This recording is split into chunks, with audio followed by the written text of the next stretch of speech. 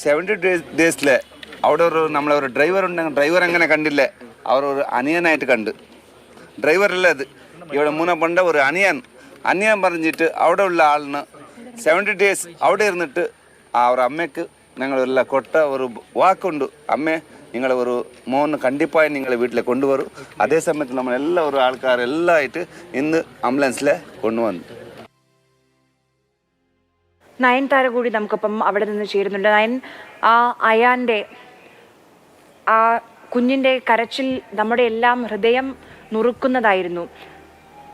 ഒരു വികാരവുമില്ലാതെ ഒരു പക്ഷേ മനസ്സ് മരവിച്ച് കരഞ്ഞു മടുത്ത് കൃഷ്ണപ്രിയ അവിടെ ഇരിക്കുന്നുണ്ടായിരുന്നു. കൃഷ്ണപ്രിയ ആശ്വസിപ്പിച്ചുകൊണ്ട് അഞ്ചുണ്ട്. ആയിരങ്ങൾ അവിടെ എത്തിയെന്ന് പറയുമ്പോഴും പ്രിയപ്പെട്ടവനെ നഷ്ടപ്പെട്ട വേദനയിൽ തന്നെയാണ് ആ കുടുംബം. അതിനെ അതിജീവിക്കുക അത്രമേൽ പ്രയാസവും.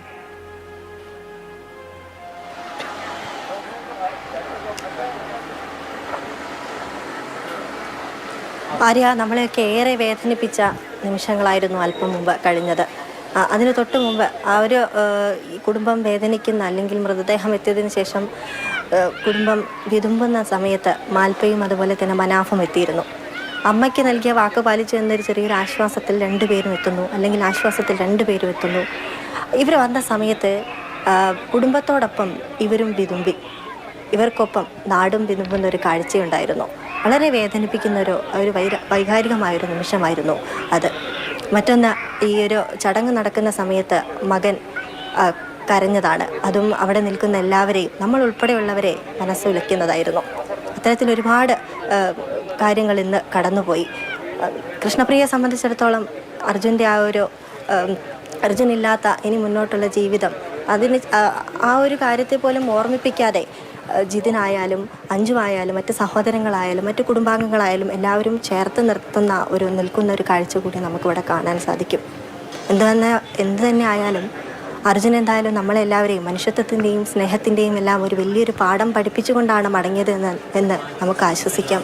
അതുപോലെ തന്നെ ഒരു പരിധിവരെ കുടുംബത്തിന് ആശ്വസിക്കാവുന്നത് ഇത്രയും ദിവസങ്ങൾക്ക് ശേഷം അവിടെ നിന്നും ഒരു ഭൗതിക ശേഷിപ്പ് വീണ്ടെടുക്കാൻ സാധിച്ചതിൽ ഒരു ചെറിയൊരു അങ്ങനെയെങ്കിലും ഇവർക്ക് ആശ്വസിക്കാമെന്ന് നമുക്ക് അക്കാര്യത്തിൽ, അതായത് ഇവിടെ വരുന്ന ആളുകൾ നേരത്തെ നമ്മൾ പ്രതികരണങ്ങളെല്ലാം നൽകിയതാണ്.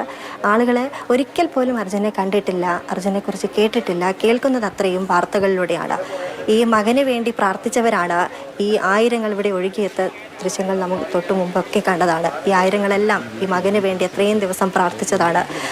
ഇങ്ങനെയൊരു തിരിച്ചുവരവായിരുന്നില്ല പലരും ആഗ്രഹിച്ചത്, കരുതിയിരുന്നത്. പക്ഷേ എല്ലാവരെയും വേദനിപ്പിച്ചുകൊണ്ട് ഇന്ന് ഇവിടെ സംസ്കാര ചടങ്ങുകളെല്ലാം കഴിഞ്ഞു.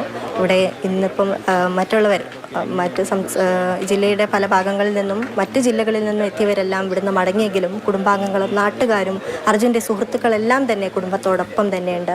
ജനപ്രതിനിധികൾ ഉൾപ്പെടെ ഇവിടെ എത്തിയിരുന്നു, അവരും ഇവിടെയുണ്ട്. അല്പസമയം മുമ്പാണ് പോയത്. എല്ലാവരും പങ്കുചേർന്നുകൊണ്ട് അർജുൻ്റെ അന്ത്യയാത്ര ആംബുലൻസ് പുറപ്പെട്ട സമയം മുതൽ തന്നെ ആളുകൾ കണ്ണാടിക്കലിലെ അർജുൻ്റെ അമരാവതി എന്ന വീട്ടിലേക്ക് ഒഴുകിയെത്തിക്കൊണ്ടിരിക്കുകയായിരുന്നു. അന്ത്യാഞ്ജലി അർപ്പിച്ച് അവർ മടങ്ങുകയാണ്. ഇന്ന് ജോലിയൊക്കെയുള്ള ആളുകൾ പോലും അവധിയെടുത്ത് പല നാടുകളിൽ നിന്ന്, വയനാട്, മലപ്പുറം തുടങ്ങിയ ദൂരദേശങ്ങളിൽ നിന്ന് പോലും അർജുന് അന്ത്യാഭിവാദ്യം അർപ്പിക്കാൻ വേണ്ടി ആളുകൾ വരികയായിരുന്നു.